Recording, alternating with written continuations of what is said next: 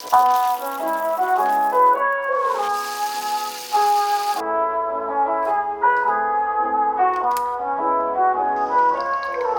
spend a lot of time indoors.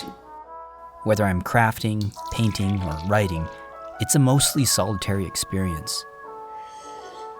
That's why when I reached out to Dan Does for a collaboration, I wanted something that would force us out of our comfort zones, both creatively and physically. The resulting diorama would be the most complex build I've ever done. This is Gimme Builds, and welcome to Beyond the Blight.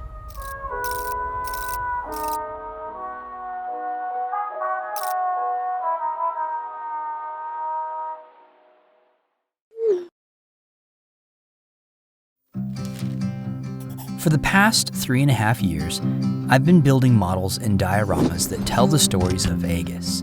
The subject of today's build hails from the northern coast of the Great Sea, just south of Pulsera. The idea for this collaboration was simple. Dan and I would each build a structure using things actually found on a beach. So that meant it was time for a road trip. Down in the valley where the roots lay low and the river bends while the water flows, you were laying down with your toes exposed on a rock you found with the morning's warmth. Oh, I'm glad that I found you. Oh, I'm glad that I found you. This ended up being a wonderful opportunity to get some fresh air and see some new sights. And in those sights, I found nothing but inspiration. The siding on this old wooden building, the unexpected bursts of color on these rusty waste bins. Even this roadside toilet was brimming with delightful textures and patterns. When it came to beachcombing, there was no shortage of natural debris like driftwood and feathers, but tracking down workable plastic was surprisingly difficult. The beaches here are mostly trash-free, and it wasn't until arriving at the fourth beach, just beside a popular fishing pier, that I actually found something usable. Back at my workbench, I analyzed everything I'd salvaged and wondered just what I'd gotten myself into. How on earth was I supposed to turn all this junk into a cool structure?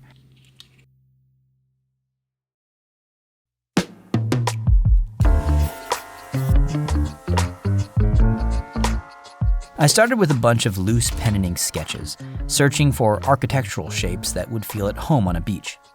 These early sketches are so important to get the creative juices flowing, so I purposely worked as rapidly as possible, iterating quickly and not overthinking it. And somewhere in this process, it occurred to me that all the elements for this diorama had been right in front of me all along. I would build a pier just like the one I'd seen, using driftwood for the logs. Atop them would be an old clapboard beach shack, similar to the ones I'd seen. In fact, just about every single facet of this concept was in some way inspired by my trip to the beach, from the shingled bathroom roof speckled in white bird droppings to the roadside beach signs that would eventually be plastered all over the final model. Using the skills and the tools that I'd picked up from my cross-section artwork earlier this year, I drew my beach shack isometrically in pencil and began filling in all of the details.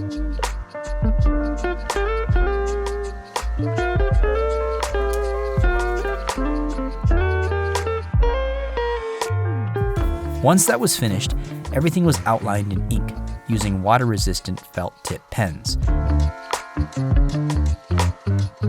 This is also where I decided that the lowest floor of the structure would be made of bricks to add a bit of variety and contrast to the rest of the building.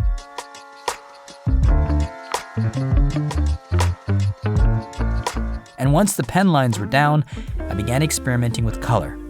I went with browns, tans, and warm grays for the bricks and a faded lime green for the clapboard siding. With every brushstroke, I was envisioning the build process, anticipating all the steps involved in creating this diorama, but I had no idea just how involved this project was about to become.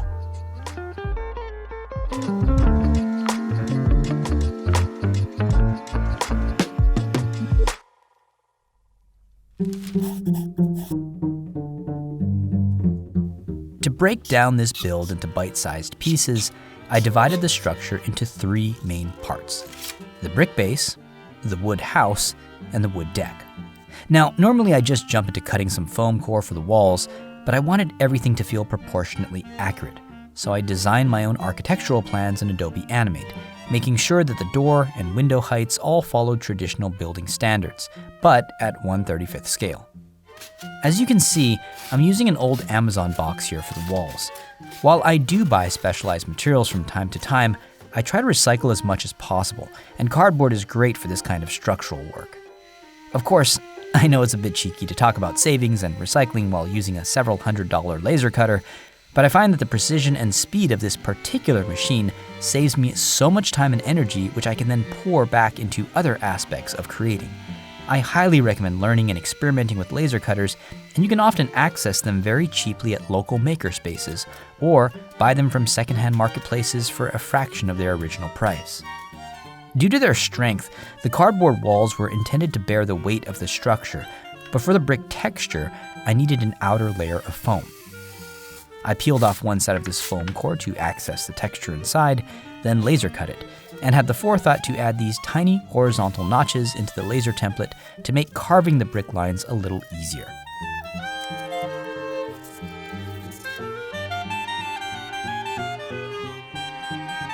I also created a paper template to know where the vertical brick lines were to be carved.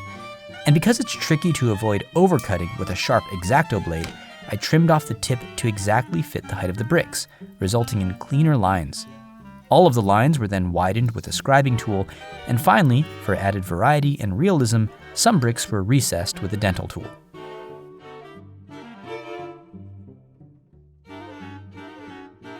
With the four walls done, the edges then had to be trimmed at a 45-degree angle for a flush seam, and for that, it was time to break out the old wire cutter table. The tricky thing about this is you have to work quickly. Hesitating for even a moment causes the surrounding foam to melt, which you can see in some of my early cuts. The foam walls were then glued to the inner cardboard walls, and everything was assembled. To fix some of the gaps in the brick layer, I used modeling putty in some places and plaster in others.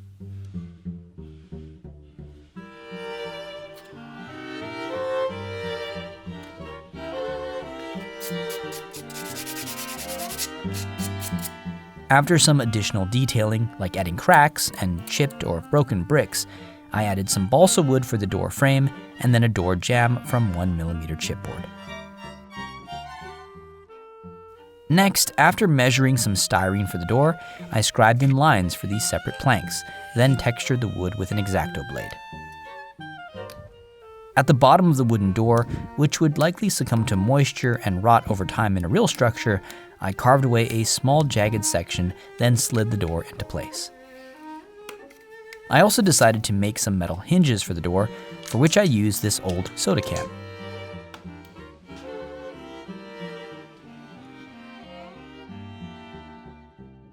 Last came the door handle.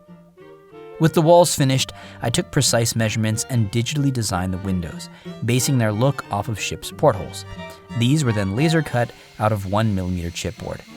Because there were many layers to each window, this resulted in lots of pieces, which all had to be carefully glued together with Mod Podge, which also acted as a sealant so that I could paint them later. For the window glass, I hand cut this acetate plastic, then glued them to these chipboard window inserts. However, as you can see here, the cardboard walls were still visible, so I later made extensions to the inserts with foam, though this was entirely pointless since I forgot the windows would be frosted. Oh well.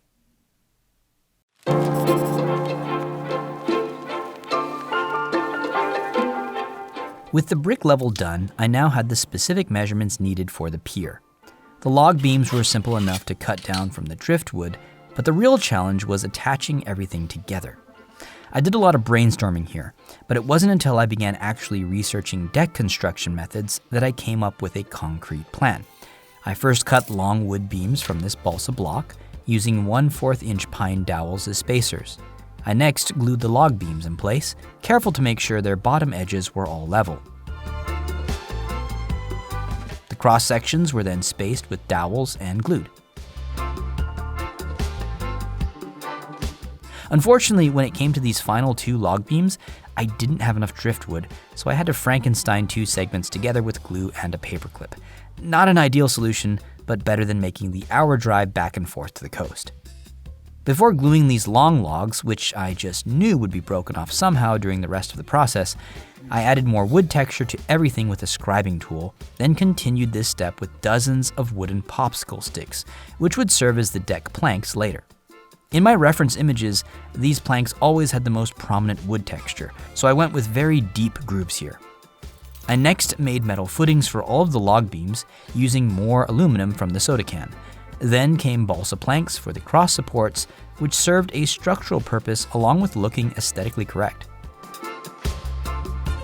And only after all of that was done did I add the 2 long log beams for the upper balcony and their cross supports. With the pier's frame finished, I glued down all of the popsicle stick planks, careful to vary their length and placement for a realistic look. Once finished, their tops were sanded lightly to even the height of the boards, and little details like nail holes were added.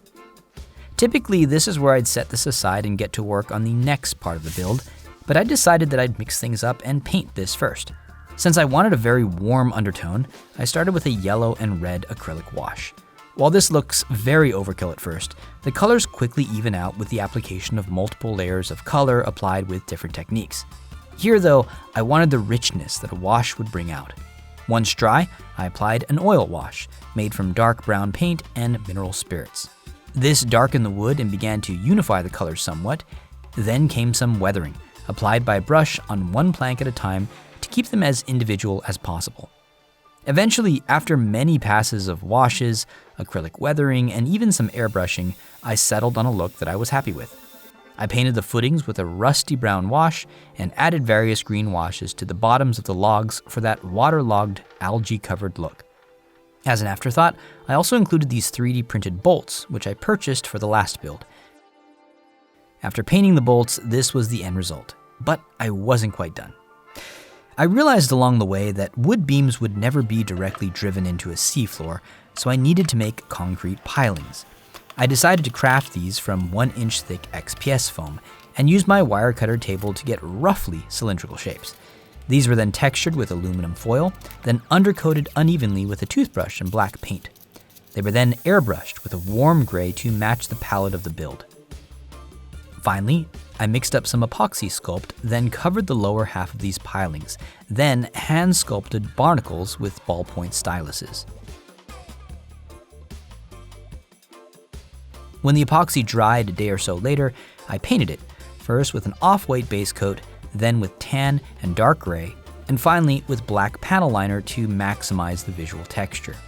After adding a tiny bit of flocking to simulate algae, I finished with a thin coat of green paint to tie all the colors together.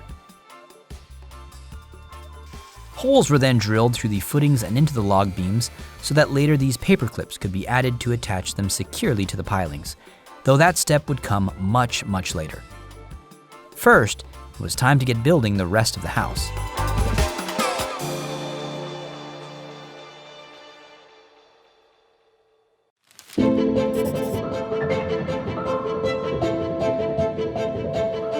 As usual, I had really complicated things for myself by going with such an irregular design.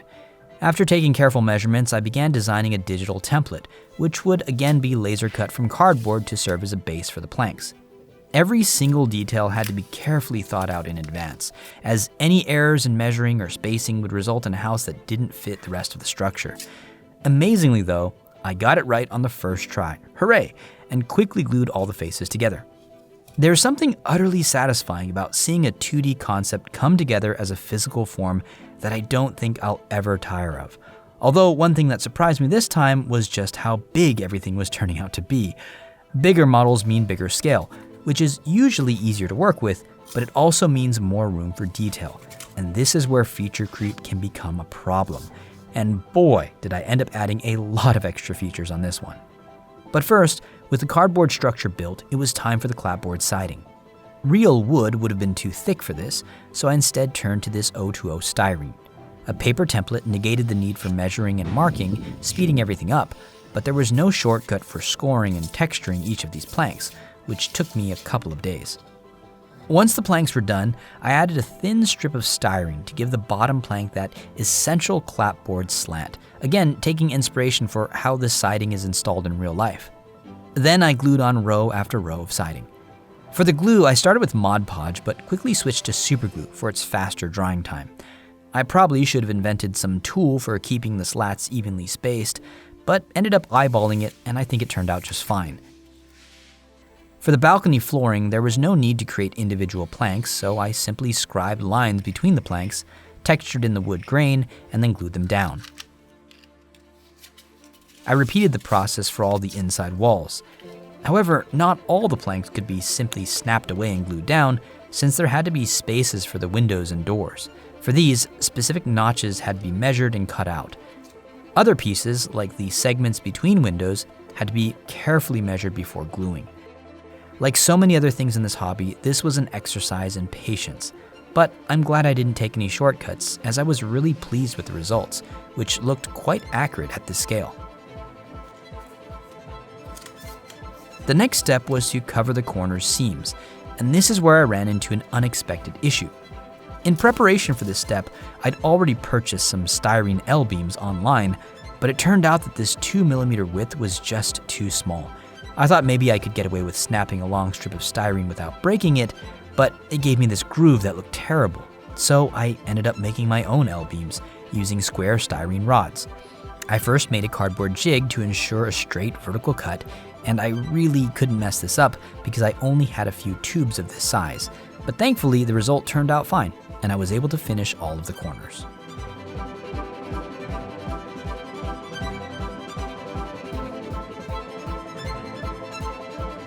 The next bit of styrene work was the balcony's cap rail, made from slightly thicker 030 styrene, and then it was on to tackling the roof.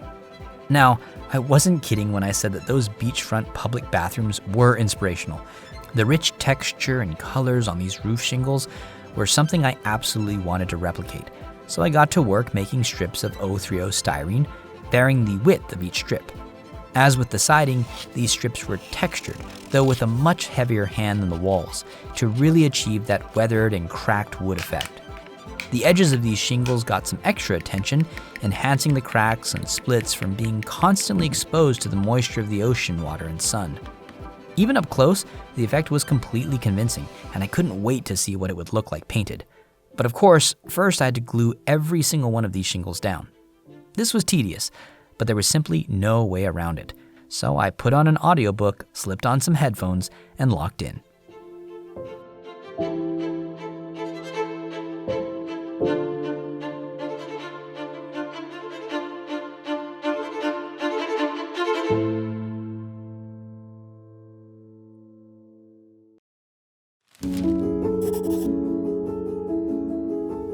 Up until this point, I hadn't put too much thought into the design of the windows and doors, so I worked up a few sketches to experiment with decorative styles, and eventually settled on a design that I cut from 1mm chipboard. As with the brick levels windows, these were somewhat complex arrangements of multiple layers, resulting in almost 100 individual pieces that had to be sorted and carefully glued together. Another option for this would of course been 3D printing, but I try my best to avoid resin and that whole mess if I can get away with it, and I rather like the subtle bumpy texture of the chipboard for rusty, aged metal. After a bit of styrene sanding, I dry fit all the windows and doors into place to make sure they fit, then set them aside for painting. Next came a rain gutter, a detail that had been in my original concept and something I thought would be fun to attempt by hand. Using one of the leftover styrene tubes, I first glued on some end caps, then drilled a hole for the rainwater. A slightly smaller tube was added as a spout, and then it was just a matter of measuring and cutting and attaching the lower segments one at a time. I thought this looked pretty good against the building, but it still needed some connectors, which I made from strips of poster paper, and this was the result. And now it was on to the utility boxes, and finally time to break out Blender and the 3D printer, because I decided that these boxes would be one of the defining features of this structure, much more prominent than in the concept art. I wanted lots and lots and lots of these boxes, so I spent hours making one after another, varying the shapes and sizes as much as possible. Once printed, I scratch-built the hardware that would allow each item to be mounted to a wall, increasing the realism. I even added more of those 3D printed bolts, which I'll need to order more of soon. Other bits were also attached to house wires and cables later, like this brass tubing segment and this Q-tip rod.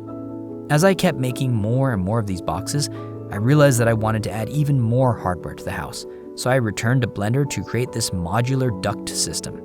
This was then printed, glued, and fitted with mounting hardware just like the utility boxes, though none of it was glued to the walls just yet. To plan out the placement of all of the utility boxes, I came up with this solution.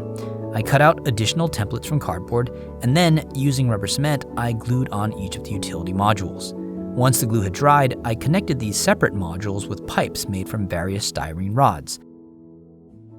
I also made hanging cables from bent brass rods and electrical wire with the inner copper removed.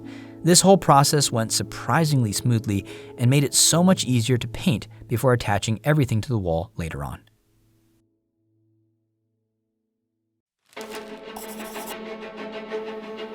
Using this 8.5 by 11 inch frame for the base, I took everything apart and custom cut some inserts to level it all out. If you're wondering why I don't just use solid wood for this, yes, that would be preferable, but I don't yet own a table saw.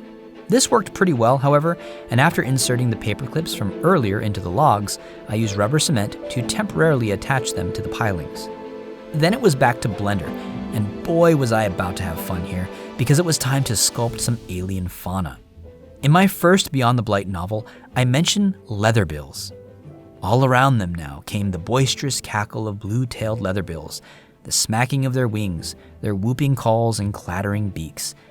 This felt like a great opportunity to showcase an actual leatherbill, so using a pelican as a reference, I first built a rough mesh of the approximate shape, applied a few multi-resolution modifiers to increase the resolution, and then began to sculpt.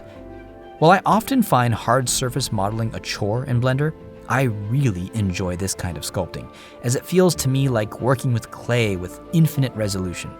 I had fun creating these bumpy nodules on the leatherbill's beak, intentionally reminiscent of a humpback whale's tubercles. The grab tool was helpful in creating this feathery texture, and finally, I moved on to the bird's webbed feet, again starting with a rough mesh and slowly adding resolution and carving in details like scales and skin folds. I also decided to add some sea creatures beneath the pier and quickly sculpted these rockfish, which look much like their name implies, with rigid shells and crab-like appendages. Now, as for this giant pipe seen in the concept art, this was the piece I'd originally had in mind when designing, but it was missing the 90-degree elbow joint. And in spite of searching high and low for a suitable joint at local hardware stores, I found nothing, forcing me to design and print one. It did print with some errors, however, so I patched the cracks with epoxy sculpt, then sanded it all down after it dried and glued. I then made some slight modifications to a few of the plastic bits found on the beach, which nested perfectly together and made a nifty attachment point for the upper section of pipe. The trickiest part of this build by far was making sure that everything would be aligned properly after painting. This meant a lot of time spent planning and dry fitting things together. The concrete pilings and pier could finally be glued down to the base with Mod Podge, and because the footings were attached with rubber cement, I could easily pull the pier away once the pilings were in place. This was essential since I needed access to the underside of the pier. I then glued the lower end of the pipe and then began adding some texture to the seafloor with rolls of epoxy sculpt. The idea here was to give the ground some subtle sand ridges which would show through under the plaster pour coming up in a minute. With the deck and pipe back in place, I then added a few more details to the seafloor, like the other half of this bobber and this softened acrylic rod, which made for some convincing underwater cables. Of course, because the lower half of these cables had to be glued down first, everything had to be cut in half and attached later. A bendy straw was added for a ridged cable, and some beach shrubbery became these reeds behind the pier. Once all the pilings were masked, I airbrushed the pipes and cables with a dark color, then removed the masking tape. A cardboard reservoir was slapped in place, and then a seafloor mixture was made with plaster of Paris, water, and sand-colored paint. This was then carefully poured into place, partially submerging everything for a more natural look. While still wet, I sprinkled on some real sand for color and texture variation, and also added a few miniature shrubs. To create that wavy light effect seen underwater, I also airbrushed on some lighter colors, though in the end this wasn't too visible. And this is when I finally got around to using those seagull feathers. After mixing up some colors, I airbrushed on some green and then pink for a subtle gradient. I then cut strips of these painted feathers and attached them to the sand with UV resin for a somewhat alien-looking seaweed. I then got to painting the exposed parts of the underwater cables and added a bunch more sculpted barnacles to keep the look consistent with the pilings. I added more plants with UV resin, and once the epoxy had hardened, I painted the barnacles. I then painted all of my rockfish with a nice contrasting orange color and glued those in too.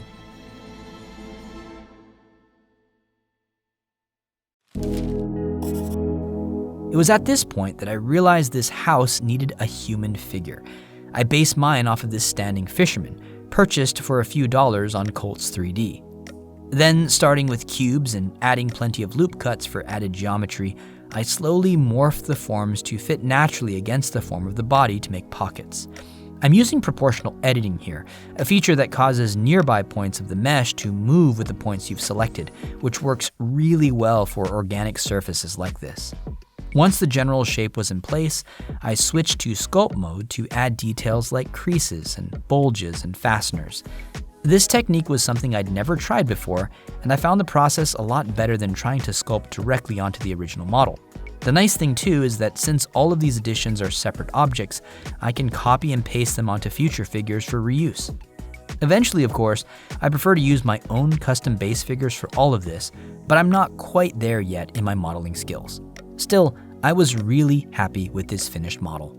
If you watched my last video of the X2 Automecha, you'll know that I spent some time designing a small library of symbols and icons specific both to that Automecha unit and the various manufacturers which produced its components. Going forward, this will be a regular feature of my builds, as I want to build my own unique library of signage and icons which will be unique to every region, each kingdom, and each building or machine's purpose. In the case of these signs, which were to be printed on metal, I used adhesive spray on a soda can, stuck the printed icons down, then carefully cut everything out. And with this 7-week building process finally finished, it was on to painting and the short story.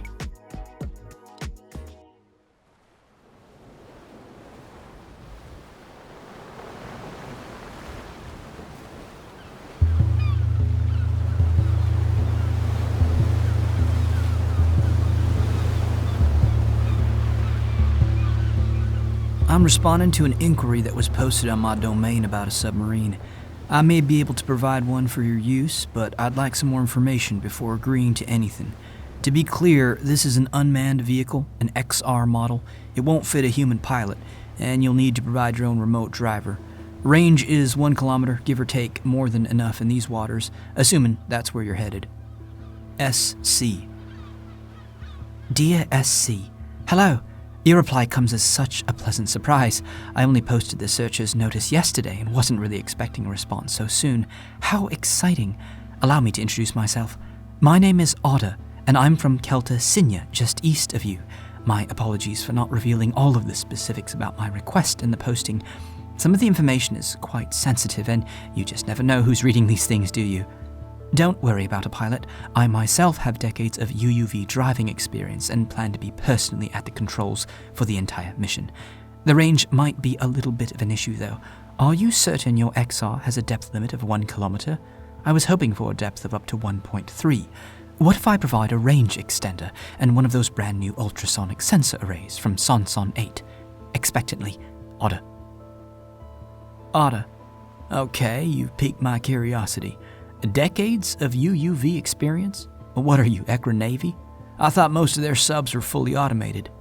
I suppose it puts my mind at ease a little, knowing you'll be at the controls, but 1.3 kilometers may be pushing it. It's not a sensors issue. The controller can handle twice that range easily.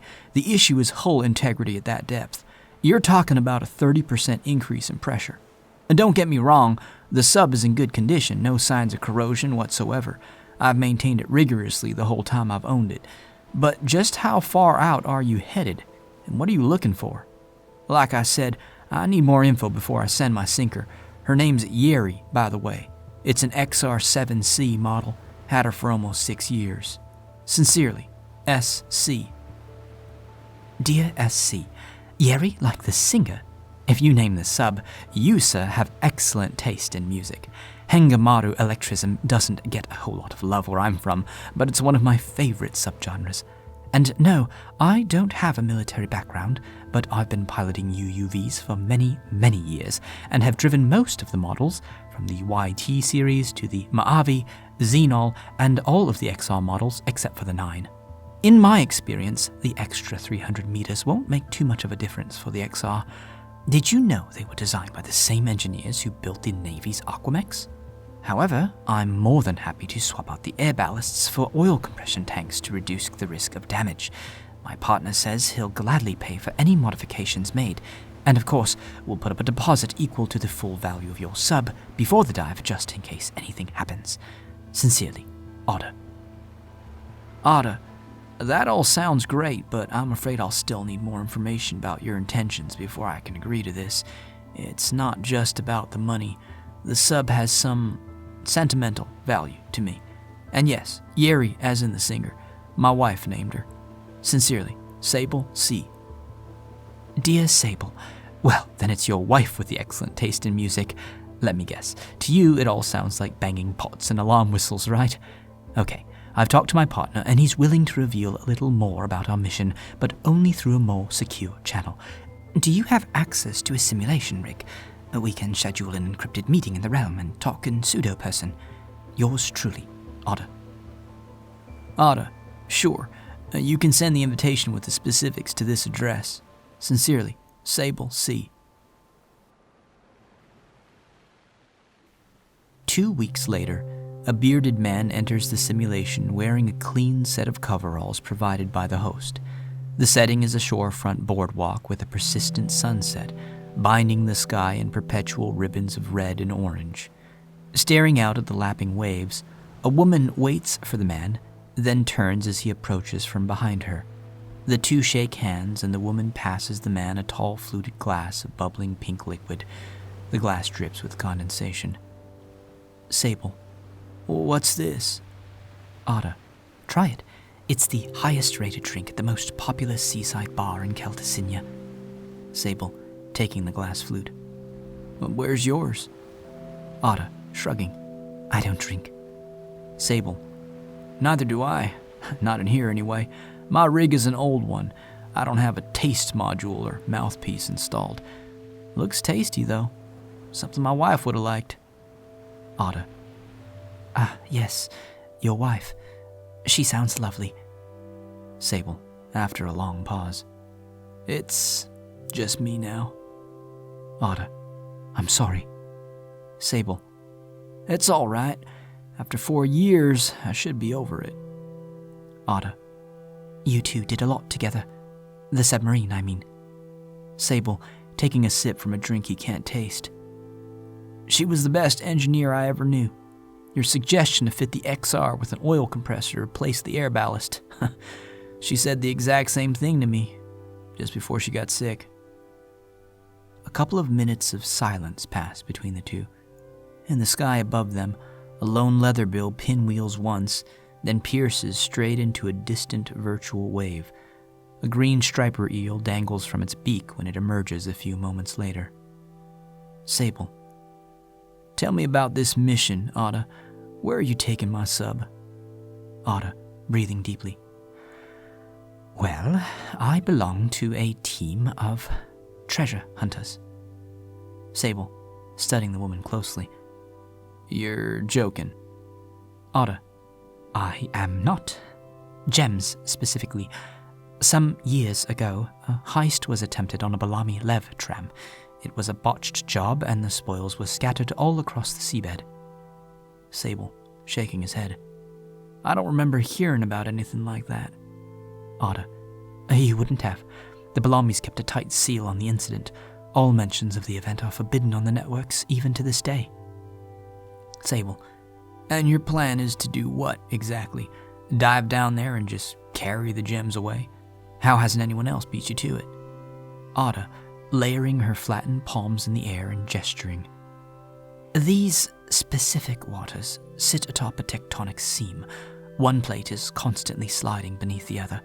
To further complicate matters, there's subsea volcanic activity in the area. Sable, you're saying it's too dangerous.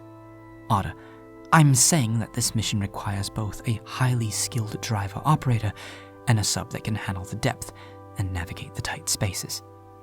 Sable, and you think you've got that combination, but you haven't seen my sinker yet. You're only taking my word that it's in good condition.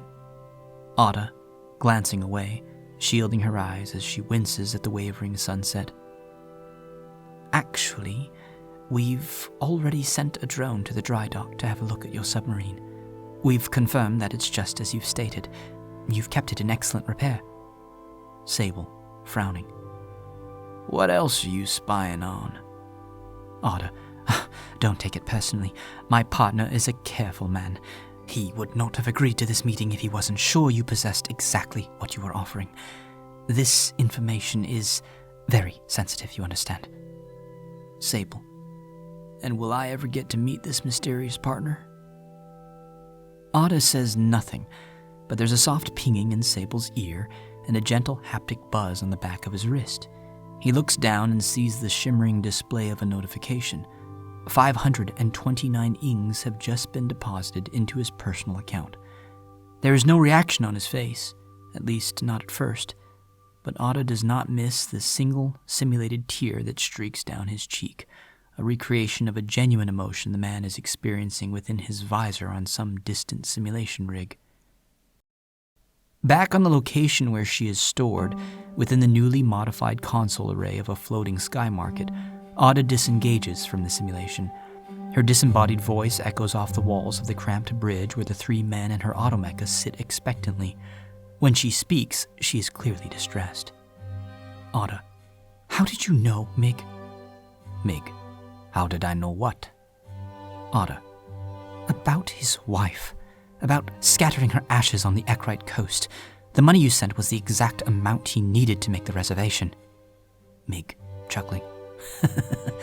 The same way I knew he would respond to a targeted inquiry. The same way I knew what you were before we arrived on your beachfront. I make no moves in ignorance. I gather intel, then I act. The man needed to know that we know, and more importantly, needed to know we were good for the money. Ada, sighing. It just seems a little intrusive, Mig. Manipulative, even. Mig. It is the way the world turns, my dear. And don't lecture me on manipulation. I saw you loading assets into the simulation. That sunset and glistening cocktail. You were practically wooing the man. Ada. I was being kind. Mig. And did that kindness require you to wear a silk blouse and stockings? I know what you were trying to do. Ada, what do you mean? Mig, you had seen the couple's picture just like the rest of us. You were trying to emulate his dead wife, weren't you? Ada, after a pause. It was the most recent female reference in my memory, that's all. Mig, chuckling under his breath.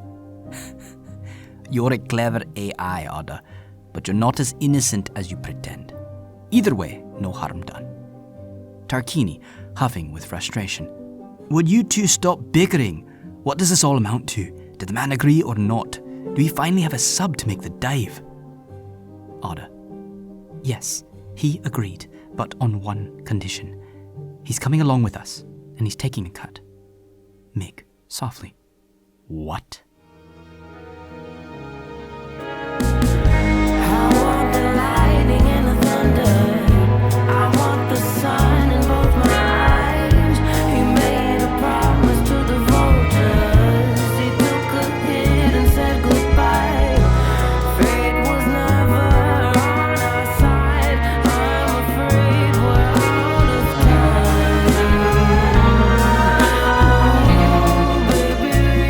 Between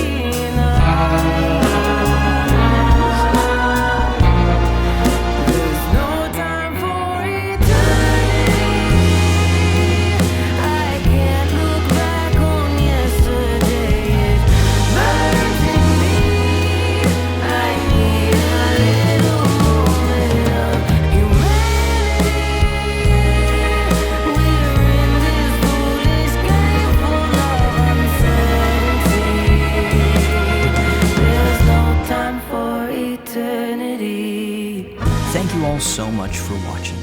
If you haven't yet checked out my Beyond the Blight novel, which currently has a 4.9 star rating on Audible and a 4.6 on Amazon, please check out the links below. I'm also thrilled to announce that a German translation of The Children of Aegis is about 70% complete. Can't wait to see you all next time. And until then, this is Gimme Builds. Over